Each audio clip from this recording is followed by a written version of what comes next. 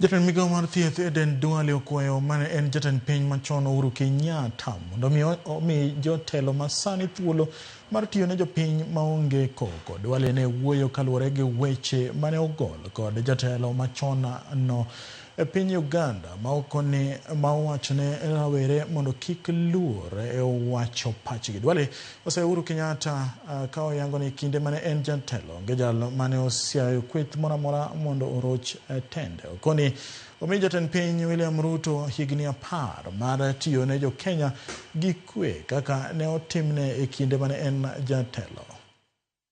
Health is devolved, but we will not allow as a government, both the county government and the national government, where we have high maternal mortality rate in our country, where our mothers, our daughters, our women walk to hospitals and health facilities,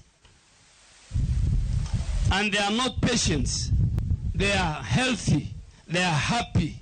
They want to leave the facility when they are more happy carrying their newborn baby.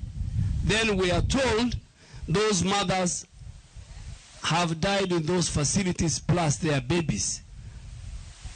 The maternal mortality rate in some counties, health facilities, and I will talk to those governors, it is unacceptable. It is immoral, it's unconstitutional, and it can never happen in modern Kenya.